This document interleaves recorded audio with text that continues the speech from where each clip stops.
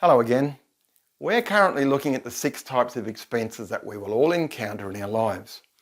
We've looked at weekly living expenses, bills, purchasing things, and last time was repairs and maintenance of those things. You may have already anticipated what expense type number 5 is. After you've called the repairman to come and fix your washing machine 5 times in the last year, he is very likely going to say to you, "Sorry, it can't be fixed this time. It's time you bought a new one." So expense type number 5 is the replacement of things. These are long-term expenses that occur over a much longer time frame, so they are way too easy to overlook. Too many people get the news that they need to buy a new appliance or a new car when they are not prepared for it, and it causes them financial stress. Way too often, this leads to the use of credit, which potentially leads to a financial downward spiral.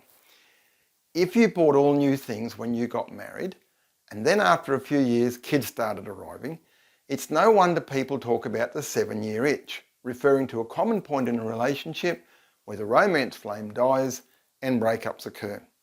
It's no coincidence that this would also be around the same time as the repair bills are getting more frequent and the cost of replacement of all those household items is beginning to kick in.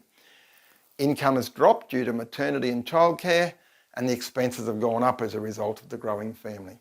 It gets really tough. When debt comes in the door, love goes out the window.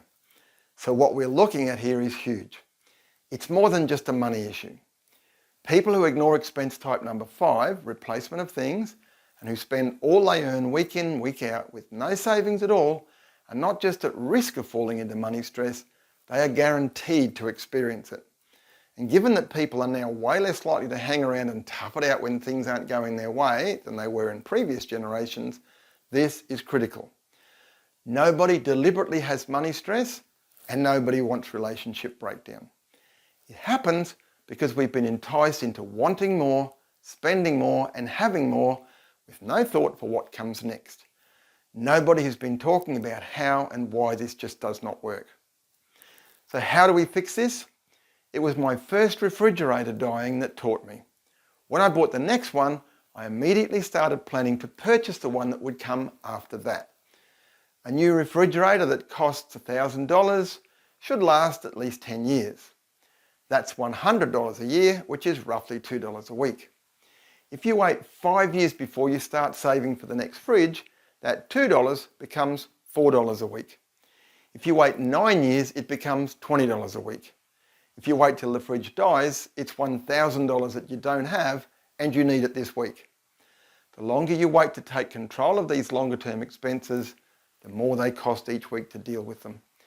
The sooner you start putting money aside, the less it costs each week. This is where a spending plan is just brilliant. You can factor in all of the things you'll need to replace, giving them a current age and replacement value, and you're on your way out of money stress. Compare 10 new things that need only $2 a week to be allocated as part of your spending plan and 10 aging things that need $20 a week in a catch-up plan, and I think you'll get the picture. Now you know about this, please do not ignore it. It's critical. If you want a happy life, it won't come from buying more stuff.